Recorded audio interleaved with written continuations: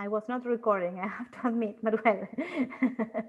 So, in a nutshell, study history to understand the worldview of the people, and the idea of the what we call new historicism, which is an approach in text from a historical perspective, is to understand where the texts come from, yes, and we don't focus so much on the writer because we don't know much about Shakespeare, in fact, yes, we know about the times when he lived, okay, that is all, but don't go crazy with all the dates and stuff because it's not necessary, okay?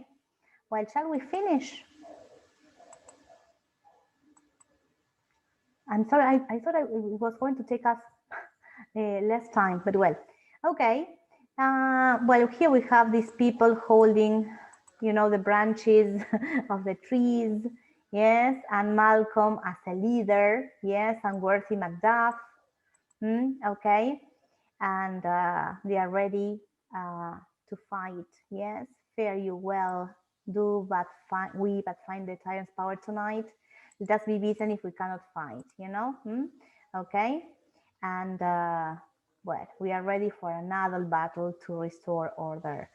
I love this image. Macbeth, they have tied me to a stake. I cannot fly, but bear-like and must fight the course. Yes, okay.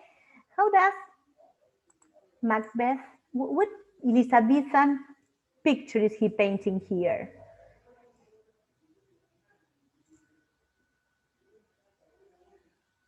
Do you remember when we talked about Elizabethan entertainment? Yes, that on the other side, all entertainment was more or less on the other side of the Thames River, yes, on the other border, let's say, yes, there were the theaters and the places for cockfighting, for bear baiting. You know, they tied a bear to a stake and they beat the bear. There is a picture in one of the PowerPoints. Yes, have you looked at them? Okay, well, this was entertainment. Nowadays, you know, Greenpeace, wildlife, everybody would come and, you know, well, the cameras and would be, you know, would be sued for that. And I totally agree with that, right? Because now we think that animals are not entertainment. Yes, okay, we tend to protect. We are living through a time in which species are becoming extinct and we need to look after them.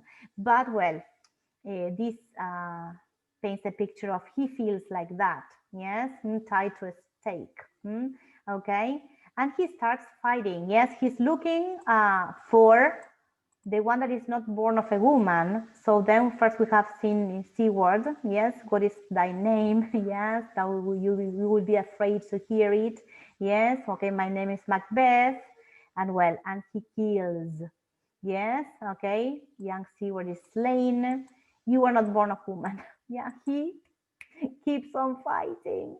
Yes, okay, swords I smile at, weapons laugh to scorn.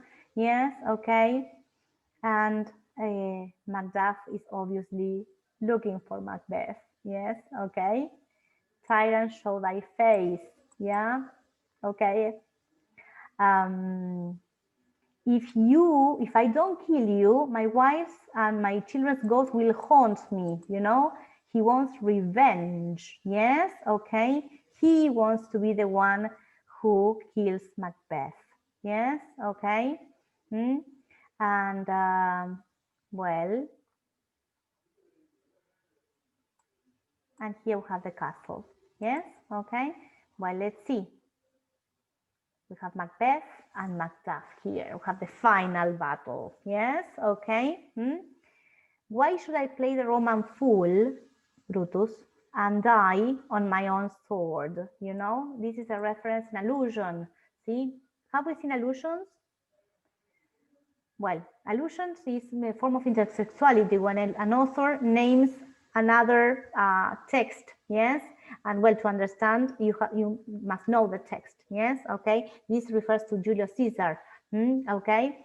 And well, here, Macduff says, turn, hellhound, turn, of all men else I have avoided thee. Yes, but get thee back, my soul is too much charged with blood of thine already. You know, he admits, yes. Okay. And well, and they fight. Yes. Okay. I bear a charmed life which must not yield to one of woman born. And here Macduff says, despair thy charm, let the angel whom thou still hast served, Satan, I suppose, tell thee Macduff was from his mother's womb untimely ripped. Apparently, yeah, he was, or his mother had died or she was dying and he was born out of C-section before his time. Yes, okay. Okay, well, and here he realizes that the witches have been talking in double sense, yes, and that keep the sword of promise and break up its our hope. I will fight not with thee, I will not fight with thee, yes, he says. Well, then yield, coward, yes, okay. And he says, I will not yield, yes, okay. I will not kiss the ground before young Malcolm's feet. Okay. And so they fight and Macbeth dies. Okay. Well, and here we have the restoration of order. Yes. Okay. There isn't much more here. Obviously, you know that young Seward died. Yes, okay. And in a way, like a man, he died. Then he's dead. Yes. Had his hurts before?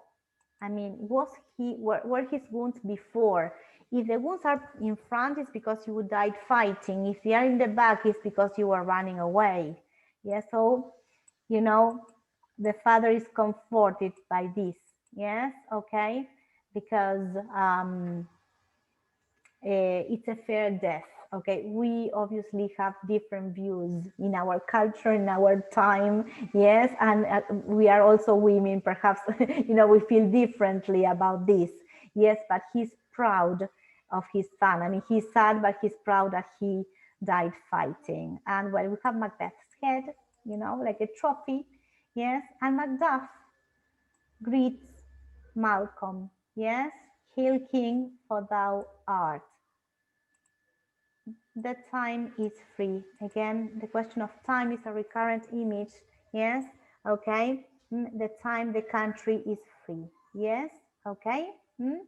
He is an example of loyalty because he fights, and whatever he does it for the good of the country and to serve the King of Scotland, to serve, not the King of Scotland, to serve Scotland. Yes, okay. Okay, well, here's I forgot that he says that Lady Macbeth took her life. Yes, okay. Well, and that's it. Okay. Well, so did you like it?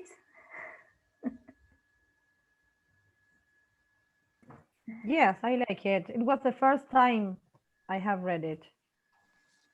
Okay, good. I'm glad you liked it. It's my favorite. I mean, because it's short too. I mean, the pace is quite, at the beginning with all these to kill or not to kill, it's a little bit slow. But eventually then it, you know, gathers, you know, rhythm and it is resolved.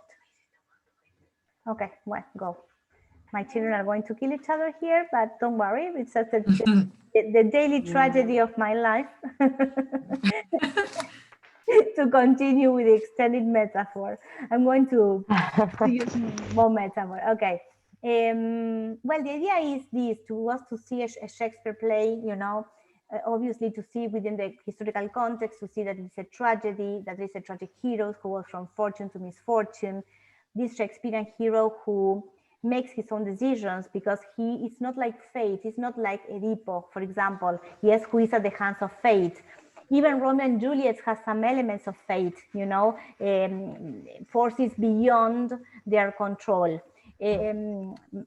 Macbeth, that's why I like him as a tragic hero, because he decides, you know, the consequences are going to be terrible, but he still, when he takes the decision, he goes ahead. Yes, bloody, in a bloody way, but he goes ahead. Yes. Then, well, when you reread it, focus on the language. The language is beautiful. The idea is to listen to it. Yes, all the emphasis, you know, even if it is blank verse, there are the rhyming couplets, the emphasis with the alliteration, right? It's to be heard mostly. So if you can watch the film or even the animated tale by the BBC, it's horrible to watch because the visuals are horrible, but to listen, it's beautiful. Yes. Okay. Well, remember always the context of Elizabethan theater, which is not the same theater we have now. Now we have proscenium theaters in which the audience does not interact with the players. You know, the actors are on stage, detached. Sometimes there is a pit in the separating. Yes, this in Elizabethan times was very different because the stage jutted onto the ground, and the groundlings were there, and if they didn't like the play, they threw rotten things, you know, at the players. That's why, you know, the pace had to be quick. That's why there was fighting also on stage. Why all as there was no curtain there, you know, language is the one in charge of signaling that that was the end of scene. Okay. Anyway, I think I have a guide. You can use the Spark Notes, and I think I have a guide if you want. You have how to study a Shakespeare play. I have uploaded it, right? Yes. Okay. Well, you can use that. And well, I don't know if you have any further questions. So the idea was to do a traditional analysis with all that, yes, and then to see a little bit of cognitive metaphor, a little bit, because that's linguistics, just what I gave you, not much more, yes, and a little bit of a critical perspective. There are different ways in which you can approach Shakespeare. You have feminist criticism too, yeah, but well, there's no time for that. Post-colonial too. Okay. Well, do you have any questions? Shall we call it a day? No. Are we going to talk about the author, about Shakespeare? Are you going to ask about something related to him? No, no, no. Okay. The author is there. I have some pictures because I visit her grave, his grave. Ah, okay. And there is it's a course there that they cannot open the grave. I have some pictures here. Okay. If you want to, yeah, you can share them. Yes. Yes. Do you want me to wait? I'm going to